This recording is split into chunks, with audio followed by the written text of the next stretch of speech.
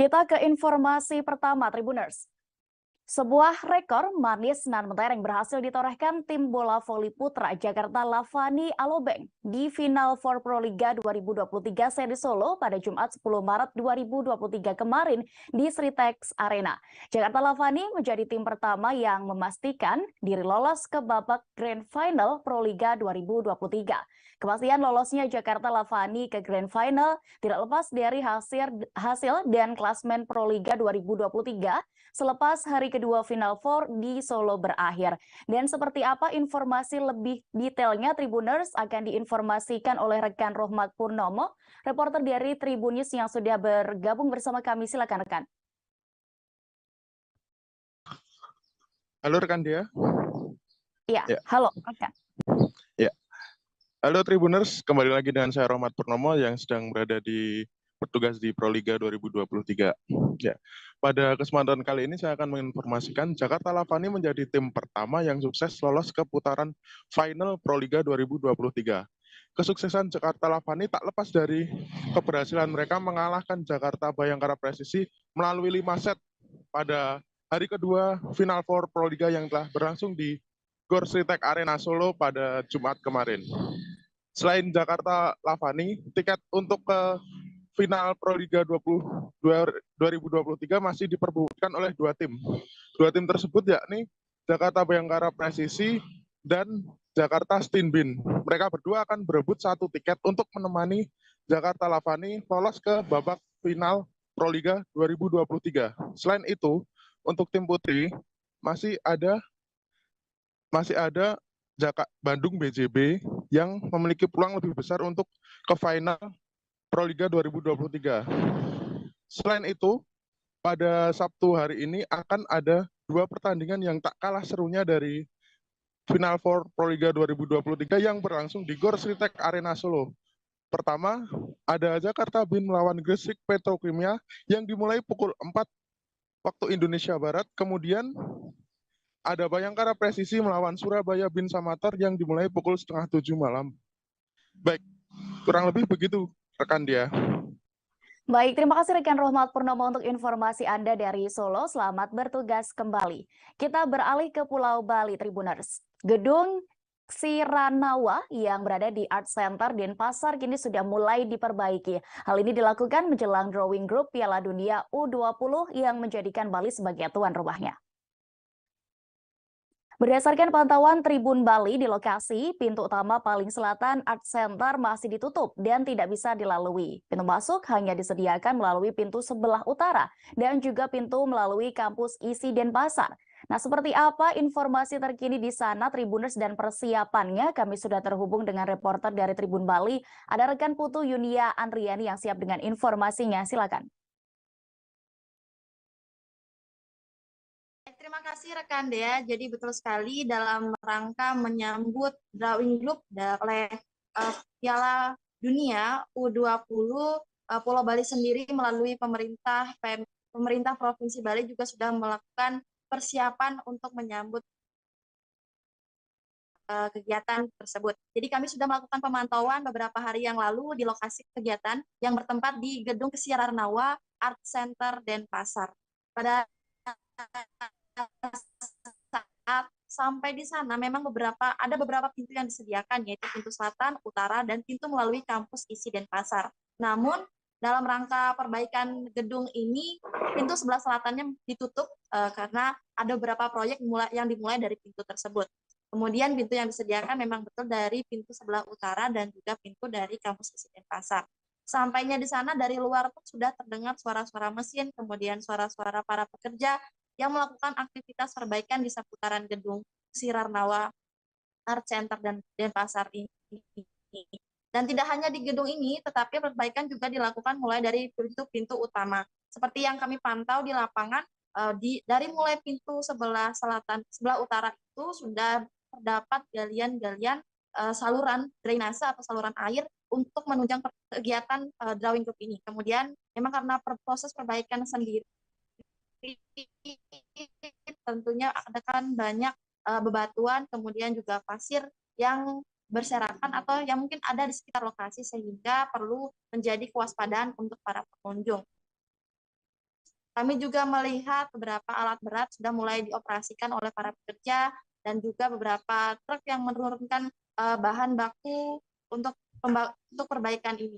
Kami juga sempat melakukan wawancara dengan salah satu pengawas di sana. Memang ada beberapa hal yang diperbaiki, di antaranya adalah pembersihan lumut dari gedung ini, di mana pagar dan juga pembatasnya, kemudian pengecatan ulang pada pilar-pilar gedung, dan juga melakukan pembersihan pada pundak raksa atau tembok penyangker gedung Kesirarnawa ini. Kemudian juga mereka seperti yang Anda lihat ada juga beton-beton untuk saluran air, mereka akan memasang unit saluran air dan juga pemasangan fitur pada balai bengong atau tiang bangunan di seputaran gedung Kesirarnawa. Tidak hanya itu, bagian gedung juga dilakukan permis dari area panggung, kemudian juga ada beberapa pergantian karpet serta sarana-prasarana di seputaran atau di dalam area gedung Kesirarnawa itu sendiri. Kemudian untuk menunjang kegiatan drawing group ini juga pemerintah akan melakukan pelebaran jalan di seputaran jalan utama Art Center ini, kemudian sehingga dapat lebih maksimal dalam melakukan kegiatan nanti. Nanti demikian, Art Center ini tetap dibuka untuk masyarakat umum, seperti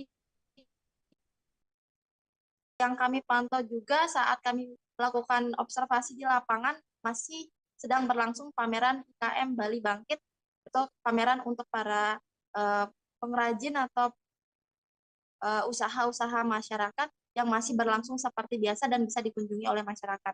Kami juga melihat beberapa pelajar juga masih melakukan tugas sekolahnya di seputaran lokasi Art Center ini. Namun yang perlu kami himbau pada masyarakat yang mungkin akan melakukan kunjungan atau akan berpergian ke Art Center bisa tetap berhati-hati karena memang bisa saja bahan bangunan atau bahan bebatuan, kemudian pasir memang berpotensi untuk membahayakan, sehingga perlu menjadi kewaspadaan untuk masyarakat sekitar.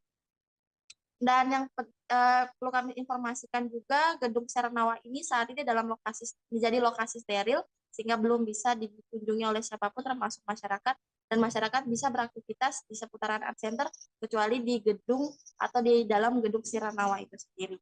Demikian mungkin informasi yang dapat kami sampaikan, kembali ke studio. Baik, terima kasih rekan Putu Yunia untuk informasi Anda. Selamat bertugas kembali. Kita beralih ke informasi seputar dunia sepak bola di Eropa, Tribuners. Inter Milan kehilangan kesempatan untuk mengurangi jarak dengan Napoli di puncak klasemen Serie A. Hal itu seusai Inter dipermalukan tim peringkat ke-17 yakni Spezia dalam laga pekan ke-26 Liga Italia 2022-2023 pada Sabtu 11 Maret 2023 dini hari. Main tandang, Inter Milan keok dengan skor 1-2 dalam jadwal Serie A yang diselenggarakan di Stadion Alberto Pico pada Sabtu dini hari waktu Indonesia Barat. Inter Milan yang awalnya lebih diunggulkan meraih kemenangan justru bertunduk lesu di akhir laga. Kemenangan Spezia hadir berkat kontribusi Daniel Maldini di menit ke-55 dan Mbala Nzola di menit 87 melalui penalti. Di sisi lain, satu-satunya gol Inter Milan ke gawang Spezia dikemas oleh Romelu Lukaku lewat titik putih pada menit ke-83. Adapun dalam pertandingan ini, Lautaro Martinez gagal mencetak gol untuk Inter Milan dari tendangan penalti pada menit ke-9. Kita menilik jalannya pertandingan Spezia versus Inter Milan ini. Awal babak pertama ditandai dengan inisiatif serangan yang langsung diambil Inter Milan. Peluang selanjutnya bagi Inter datang di menit ke-10. Wasit mengisyaratkan adanya pelanggaran di dalam kotak penalti yang dilakukan pemain Spezia. Setelah meninjau VAR, wasit tidak ragu memberikan sepakan 12 pas kepada Nerazzurri. Akan tetapi Lautaro Martinez yang bertindak sebagai eksekutor tidak bisa menaklukkan kiper tim berjuluk Aquiloti tersebut. Hingga babak pertama berakhir, skor masih 0-0. Malapetaka justru menghampiri tim asuhan Simone Inzaghi pada babak kedua. Pada menit ke-55, Daniel Maldini mencetak skor setelah berhasil menaklukkan kiper Inter, Semir Handanovic. Skor menjadi 1-0 untuk keunggulan Spezia. Inter Milan pun mencoba berbagai cara untuk menyamakan kedudukan. usaha keras mereka akhirnya membuahkan hasil. Pada menit ke-83, Nerazzurri mendapatkan hadiah penalti. Kali ini, Romelu Lukaku yang menjadi algojo tidak membuang peluang membawa Inter menyamakan skor menjadi 1-1. Sayangnya, perayaan Inter tidak berlangsung lama. Hanya berselang 2 menit, wasit memberikan hadiah penalti kepada Spezia. Enzola yang menjadi algojo sukses mengonversi peluang tersebut dan mengubah skor menjadi 2-1. Kedudukan 2-1 sekaligus menjadi tanda berakhirnya laga antara Spezia versus Inter Milan ini. Hasil ini pun menjadi kemenangan pertama Spezia atas Inter Milan sepanjang sejarah mereka.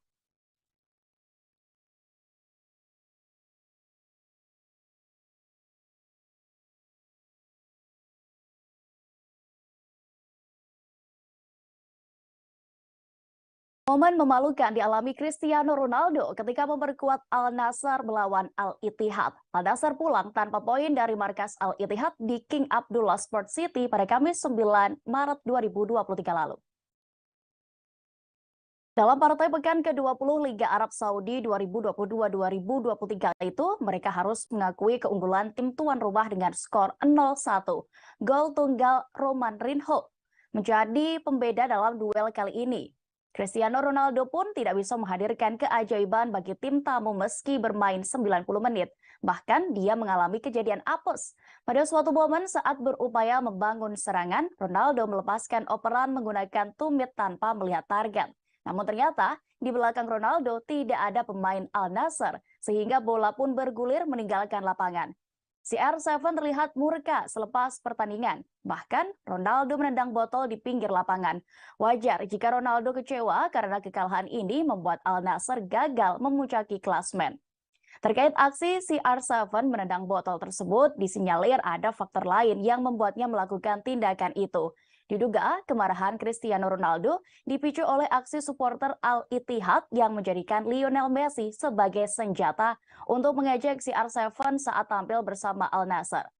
Seperti diketahui bahwa Ronaldo dan Messi memiliki rivalitas kuat. Mereka berdua tidak pernah lelah bersaing mendapatkan gelar individu maupun kolektif. Ronaldo memang unggul soal koleksi juara Liga Champions dengan 5 buah. Adapun Messi baru 4 kali mengangkat trofi si kuping besar. Akan tetapi, Lapu Lega disebut lebih layak menyandang status Greatest of All Time atau GOAT berkat menjuarai Piala Dunia 2022 bareng timnas Argentina. Sementara itu, CR7 belum pernah menjadi kampiun setelah tampil dalam 5 edisi pesta sepak bola sejagat.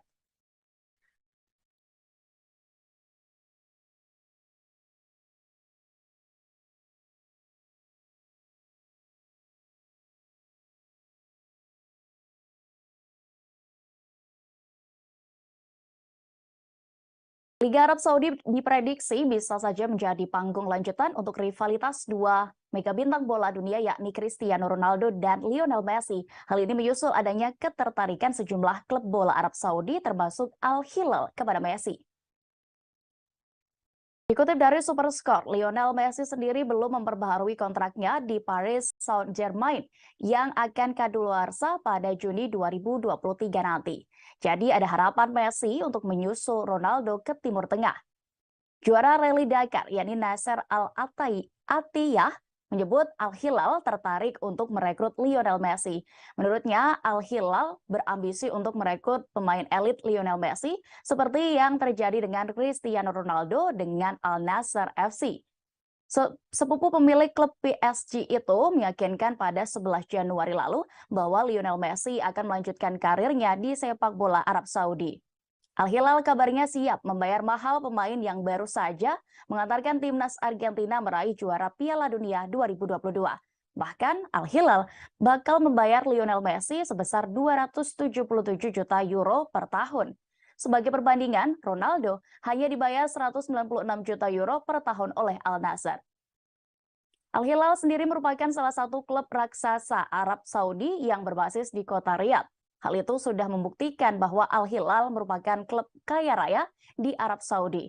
Al Hilal juga menjadi salah satu klub tertua karena sudah berdiri sejak tahun 1957 silam. Klub itu memiliki rival abadi bernama Al Nassr. Penduduk setempat sering memberikan istilah duel El Clasico jika Al Hilal dan Al Nassr bertemu dalam pertandingan resmi. Sejauh ini, kedua tim sudah berjumpa sebanyak 148 kali. Al-Hilal sukses memperoleh kemenangan 59 kali, sedangkan Al-Nassr 48 kali. Adapun 41 pertandingan lainnya berakhir imbang. Klub yang berencana merekrut Lionel Messi ini tercatat sudah 4 kali meraih juara Liga Champions Asia. Mereka sukses mengungguli Pohang Steelers yang sebelumnya meraih juara Liga Champions terbanyak. Pada kompetisi Liga Arab Saudi, Al-Hilal merupakan jawara musim 2021-2022 lalu. Mereka juara setelah finish di posisi pertama dengan koleksi 67 poin dari 30 laga. Pada kompetisi musim 2022-2023 ini, mereka masih terjebak di posisi ketiga klasmen. Posisi pertama sendiri ditempati oleh sang rival, yakni Al-Nassr.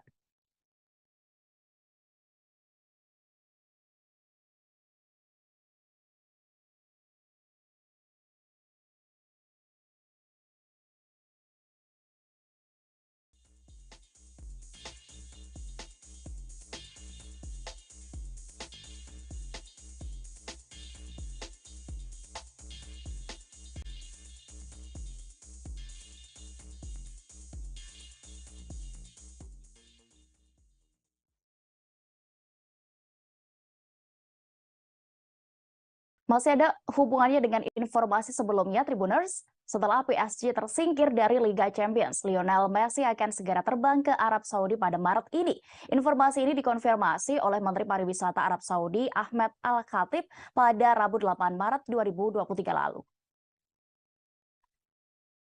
Dikutip dari Superscore, kunjungan ini akan menjadi yang ketiga bagi Messi ke salah satu negara penghasil minyak terbesar di dunia sejak ditunjuk sebagai Duta Pariwisata Arab Saudi pada tahun lalu. Pemain yang dijuluki Lapu Lega ini pertama kali datang pada Mei 2022 untuk menghadiri acara di Jeddah. Kemudian dia kembali lagi bersama skuad PSG pada Januari 2023 untuk melakoni laga persahabatan kontra Riyadh Al-Star. Pertandingan itu mempertemukan Messi dan Cristiano Ronaldo di atas lapangan dan berakhir dengan skor 5-4 untuk kemenangan PSG. Messi mencetak 1 gol, sementara Ronaldo menorehkan brace pada laga tersebut. Penunjukan Messi sebagai duta pariwisata memunculkan rumor bahwa sang mega bintang ini akan bergabung dengan klub Arab Saudi dan kembali bersaing melawan Ronaldo. Selain itu, rencana Lionel Messi ke Arab Saudi ini juga menimbulkan tanda tanya besar terkait masa depan kontraknya di PSG. Apakah Lionel Messi akan mengikuti jejak Cristiano Ronaldo bermain di Arab Saudi? Kita tunggu saja. Yang jelas, laporan terbaru menyatakan bahwa Lionel Messi akan ke Arab Saudi. Meski Messi masih harus memutuskan, kini apakah dia memperbarui hubungan kontraknya dengan PSG. Itu adalah opsi pertama yang dia kelola atau melanjutkan pembicaraan dengan Barcelona. Atau ada opsi lain, kembali ke klub kecilnya, Newell's, atau menjelajah ke MLS bersama Inter Miami bersama David Beckham. Dalam pemberitaan sebelumnya disebutkan, sejumlah klub Arab Saudi juga tertarik untuk merekrut Lionel Messi, khususnya Al-Hilal yang berambisi untuk menarik pemain elit ini. Apalagi belum lama ini PSG tersingkir dari Liga Champions 2022-2023. Sekedar untuk diketahui, Lionel Messi DKK kalah agregat 0-3 dari Bayern Munich di babak 16 besar.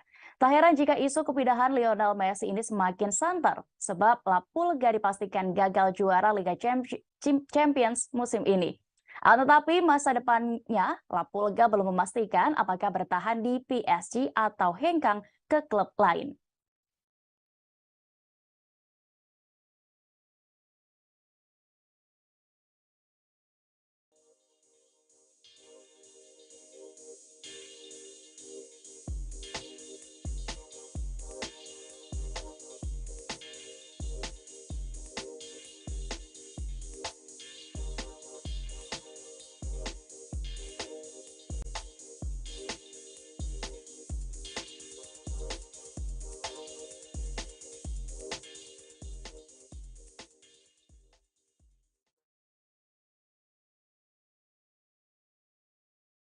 Kita beralih ke informasi berikutnya, Tribuners. Frankie De Jong kembali menjadi buah bibir di media sosial. Baru-baru ini beredar video cekcok antara Gerard Pique dengan kekasih Frankie De Jong, Miki Kimene, di sebuah pertandingan Barcelona. Keributan itu justru membuat fans Manchester United senang dan berharap De Jong tidak betah di Barcelona dan pindah ke Old Trafford. Dikutip dari tribunnews.com, video keributan antara Pique dengan De Jong dan sang kekasih viral di media sosial Twitter. Awal mulanya fanbase Man United yang membuatnya viral. Video itu memperlihatkan momen saat De Jong dan Gerard Pique rebutan kursi di Stadion Camp Nou saat akan menyaksikan pertandingan. Dalam video itu, Pique tengah duduk di samping Sergio Busquets. Dan tidak lama setelah itu, De Jong datang bersama kekasihnya. De Jong sempat meminta Pique untuk pindah duduk di kursi atas agar ia bisa duduk berdua dengan sang kekasih, karena saat itu posisinya hanya menyisakan satu seat kursi. Namun Pique menolak dan meminta De Jong mencari tempat duduk lain untuk duduk berdua bersama kekasihnya. Alhasil, Miki selaku kekasih De Jong pun memilih mengalah. Sempat terjadi adu mulut antara De Jong dan Pique sebelum Miki memberi kode bahwa dirinya saja yang duduk di kursi atas. Sementara sang kekasih duduk di samping Pique. Kendati demikian, menurut laporan dari Give Me Sports, video yang beredar di media sosial itu merupakan video tahun lalu. Pada saat itu, Pique sudah pensiun dari sepak bola dan sedang menyaksikan laga Barcelona versus Almeria pada November 2023. Namun, tetap saja, banyak penggemar setan merah yang merasa De Jong tidak dihargai dan mengajak pemain asal Belanda itu pindah ke Old Trafford. Pique sendiri pun sudah pensiun. Pertandingan terakhir mantan kekasih Shakira itu terjadi saat melawan Almeria pada 5 November lalu.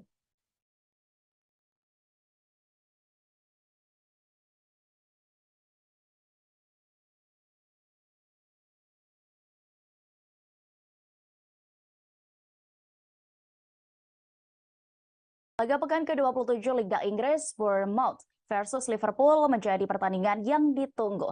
Terutama banyak fans Liverpool yang menanti terulangnya kemenangan fantastis pekan lalu. Mantan gelandang serang Arsenal, Paul Merson membuat prediksi mengejutkan dengan menyebut Bournemouth memiliki peluang besar membalas dendam terhadap Liverpool. Dalam tulisannya di Sportskida, Merson yang kini menjadi pundit di Sky Sports membayangkan Liverpool akan kalah 2-0 dari Bournemouth. Ia pun berfirasat bahwa Bournemouth malam ini bakal membalas kekalahan 9-0 dari Liverpool di pertemuan terakhir lalu. Dikutip dari tribunnews.com, Liverpool saat ini sedang terbang tinggi. Kemenangan telak 7-0 atas Manchester United dalam pekan ke-26 Liga Primer 5 Maret lalu setidaknya menjadi pelipur lara atas musim yang suram dengan potensi tanpa trofi ini. Euforia pesta gol itu kemungkinan bisa dilanjutkan lagi saat Liverpool mendatangi Bournemouth dalam pekan ke-27 laga Liga Primer Inggris di Stadion Vitality Dorset pada Sabtu 11 Maret malam. Karena dalam pertemuan pertama di Anfield dalam pekan keempat Liga pada 27 Juli lalu, 27 Agustus lalu, pasukan Jurgen Klopp ini melindas Bournemouth tanpa ampun 9-0. Roberto Firmino menjadi bintangnya saat itu dengan mengemas 2 gol dan 3 assist. Tidak heran, skuad asuhan Gary O'Neill ini sekarang tertanam di dasar klasemen Liga dengan 21 poin dari 25 laga. Tapi mereka masih memiliki harapan untuk keluar dari zona degradasi. Pasalnya, persaingan di papan bawah ini terbilang sengit. The Cherries hanya terpaut 1 poin dari peringkat 17, Leeds United 2 poin dengan West Ham di peringkat 16, dan 3 poin dengan Leicester City di posisi 15. Artinya, jika bisa mengalahkan Liverpool malam ini, mereka berarti otomatis bisa keluar dari degradasi asalkan Leeds United dan West Ham gagal menang di laga lainnya. Setidaknya misi paling realistis yang diusung pelatih Gary O'Neill adalah menahan laju gol The Reds malam ini. Syukur-syukur bisa menang imbang, dan lebih bersyukur lagi mereka tentunya bisa berhasil menang. Satu hal yang bisa menjadi harapan kubu Bournemouth adalah rekor gol The Reds saat bertandang ke klub promosi yang musim ini terbilang buruk. Firmino juga bisa menjadi opsi untuk mengacak-ngacak lini belakang The Cherries seperti yang dilakukan pada pertemuan pertama. Penyerang asal Brasil ini adalah seorang super sub. Di laga kontra United, dia masuk 10 menit akhir dan menyumbangkan 1 assist serta 1 gol. Bournemouth adalah tim angin-anginan, meski anginnya lebih sering mengarahkan mereka untuk kalah. Tetapi saat sedang di atas angin, mereka berpotensi membahayakan.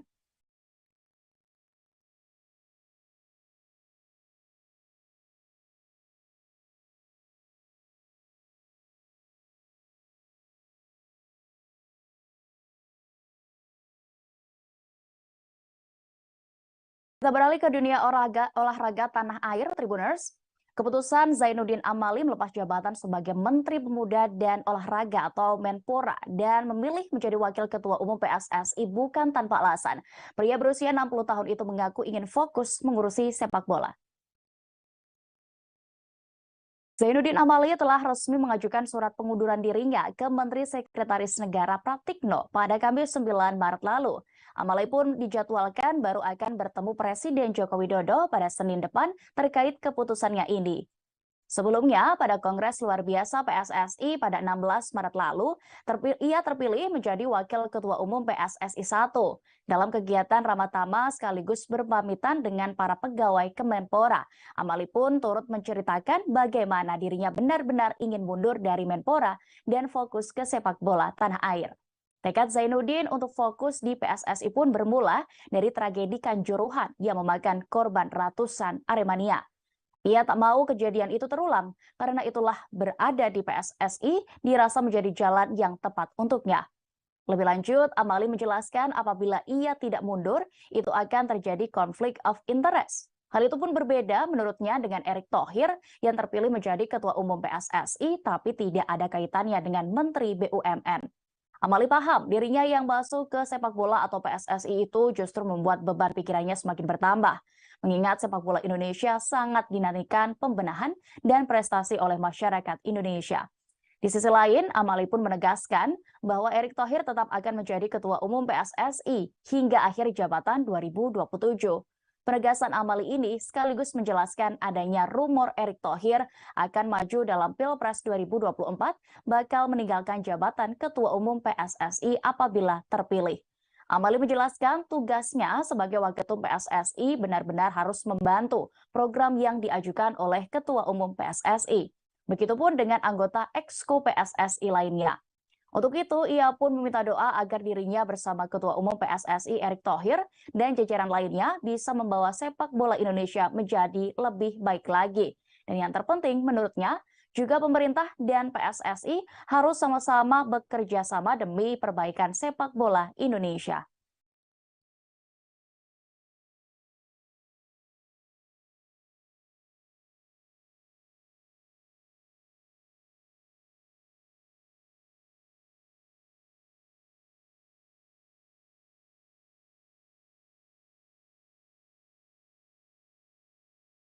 Ketua Umum PSSI Erick Thohir mengatakan proses naturalisasi Justin Hubner, kemudian Ivar Jenner, dan Rafael Struijk Jakarta pada Jumat 10 Maret kemarin.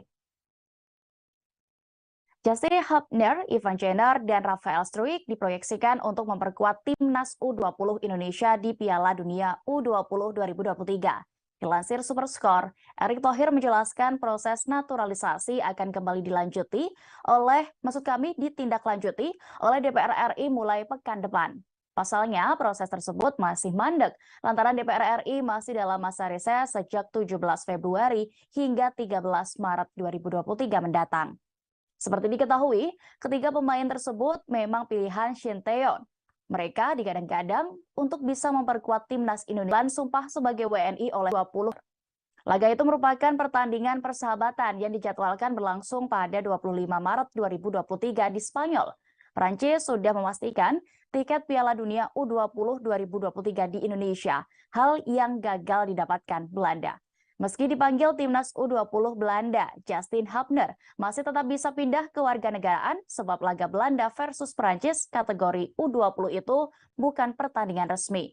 Sementara itu, Piala Dunia U20 2023 sendiri dijadwalkan berlangsung di Indonesia pada 20 Mei hingga 11 Juni 2023. Ada 6 stadion yang Solo, Gelora Bung Tomo Surabaya, dan Kapten Iwayan Dipta Bali.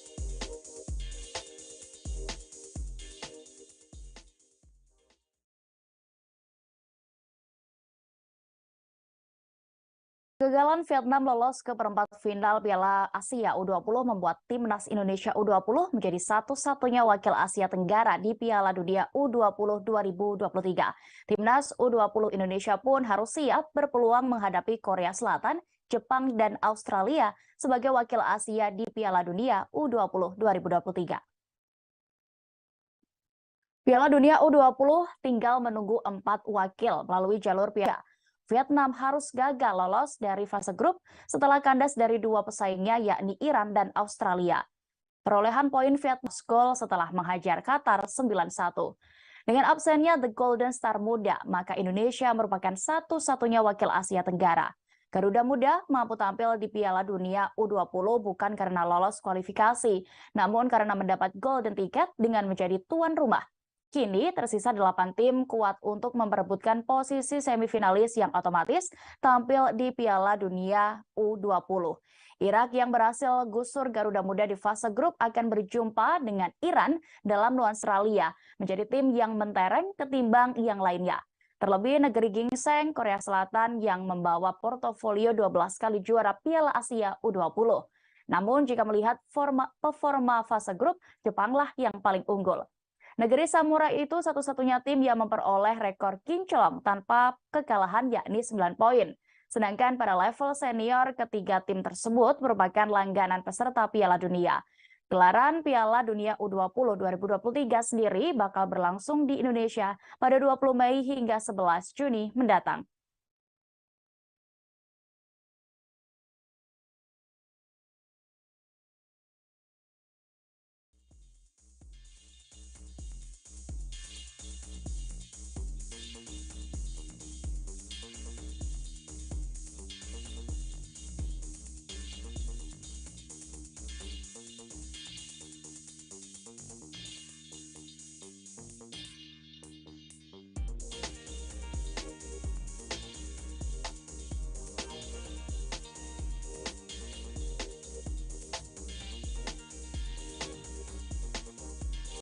Persatuan Sepak Bola Seluruh Indonesia atau PSSI membuktikan melawan Timnas Burundi. Pertandingan Timnas Indonesia versus Burundi sendiri akan berlangsung sebanyak 2 kali, yakni pada tanggal 25 dan 28 Maret 2023. Informasi ini resmi dikeluarkan oleh Ketua Umum PSSI Erick Thohir dalam situs resmi PSSI pada Sabtu 11 Maret 2023 dini hari tadi.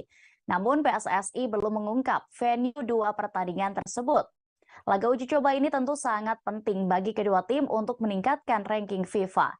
Dilansir Kompas.com, Burundi merupakan anggota Konfederasi Afrika atau CAF. Klub itu menempati urutan ke-141 dunia, 10 peringkat lebih baik dibandingkan dengan posisi Indonesia saat ini. Sementara di tingkat Konfederasi Sepak Bola Afrika atau CAF, Timnas Burundi bercokol di peringkat 42 dari 54 negara anggota. Dalam hal ini, Timnas Burundi bisa dibilang negara yang tidak terlalu kuat alias tim papan bawah di sepak bola benua Afrika. Les Hirondelles, julukan Timnas Burundi, baru sekali tampil di Piala Afrika pada tahun 2019 lalu. Namun, Timnas Burundi tersingkir di babak penyisihan grup setelah selalu kalah dalam 3 pertandingan. Bahkan, mereka tidak pernah mencetak gol. Meski begitu, Timnas Burundi tidak bisa dipandang rendah oleh Timnas Indonesia. Sebab Timnas Burundi saat ini diperkuat oleh beberapa pemain abroad di kompetisi benua Eropa. Melalui akun Instagram resminya, tim asal Afrika ini pun telah merilis daftar skuad mereka untuk menghadapi Kenya dan Indonesia di FIFA Matchday Maret 2023. Adapun untuk saat ini pemain paling populer di timnas Burundi adalah Saido Berahino. Kapten timnas Burundi itu pernah bermain untuk klub Inggris, yakni West Bromwich Albion dan Stoke City. Kemenangan atas Burundi akan membantu memperbaiki posisi Indonesia di peringkat FIFA edisi bulan depan. Selain FIFA Matchday bulan ini, Erick Thohir pun juga mengungkapkan bahwa laga-laga persahabatan lainnya akan dipersiapkan lebih matang.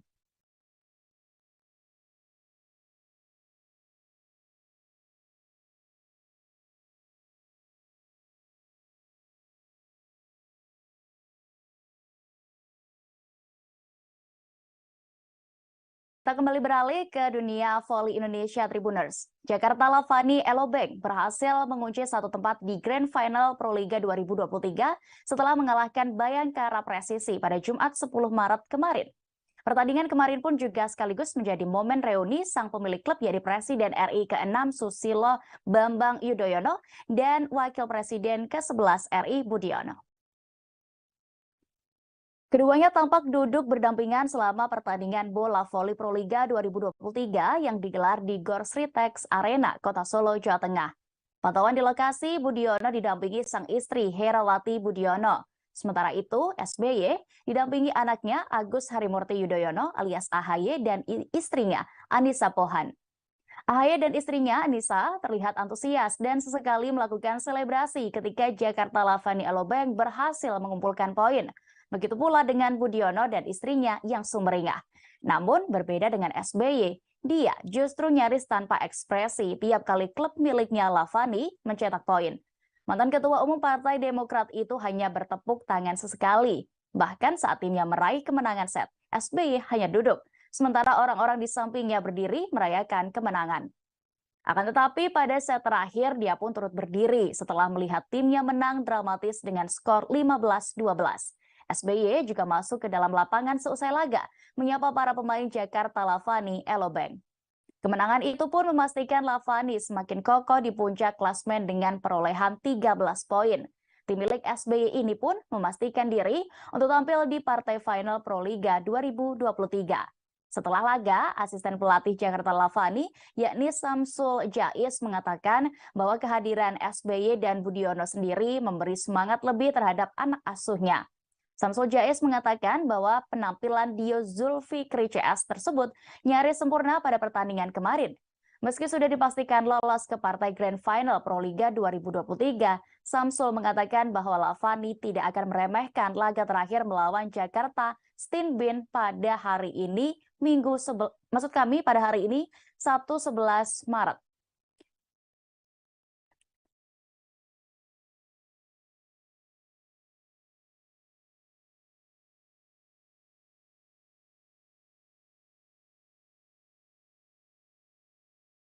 Informasi tadi sekaligus menutup perjumpaan kita hari ini, Tribuners. Jangan lupa terus saksikan live update sports setiap hari untuk mengetahui informasi terkini terkait olahraga di seluruh kanal Tribun Network. Dan saya Dea Mita beserta seluruh kru yang bertugas pamit. Terima kasih atas kebersamaan Anda hari ini. Selamat berakhir pekan dan sampai jumpa.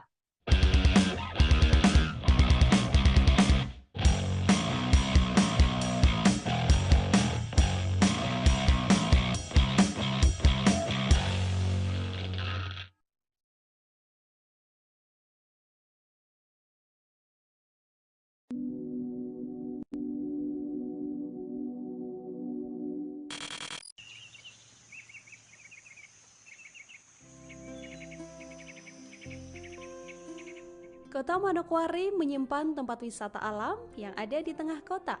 Seperti misalnya Taman Wisata Alam Gunung Meja yang berlokasi di Jalan Brawijaya nomor 40 Manokwari Timur, Distrik Manokwari Barat, Kabupaten Manokwari. Taman Wisata Alam Gunung Meja memiliki luas 500 hektar dan berfungsi sebagai paru-paru Kota Manokwari sejak